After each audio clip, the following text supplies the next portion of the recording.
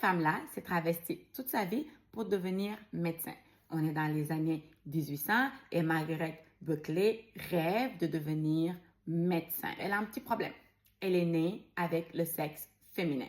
Et à l'époque, les femmes n'avaient ni le droit d'étudier la médecine, ni le droit de le pratiquer. C'est ainsi qu'est née une idée folle, mais courageuse. Margaret a décidé de se travestir. Avec l'aide de ses proches, elle se plaque les seins, coupe les cheveux et emprunte le nom de James Bury. C'est avec ce nom d'empreinte qu'elle étudie la médecine, obtient son diplôme et est engagée dans l'armée britannique comme chirurgien. Elle parcourt le monde entier, sauve des milliers et des milliers de vies et fait des avancées considérables dans la médecine. On lui attribue la première chirurgie réussie où la mère et l'enfant ont survécu en Afrique du Sud.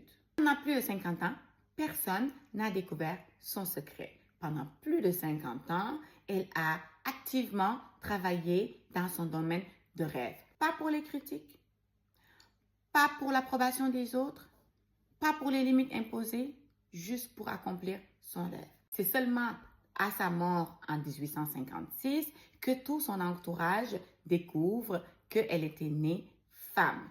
Ça a bouleversé le monde entier. Voici une leçon de vie. Tout le monde se rappelle de son secret aujourd'hui. Mais moi, la seule chose que j'ai envie de me souvenir est de son courage. Parfois, le plus grand obstacle, ce n'est pas le manque d'argent, ce n'est pas le manque de contact, ce n'est pas le manque d'opportunités. C'est d'accepter les limites que les autres nous imposent. James Bury ou Margaret Buckley a prouvé une chose. Quand une porte se ferme, les personnes ordinaires rebroussent chemin. Les personnes extraordinaires, eux, trouvent une autre entrée.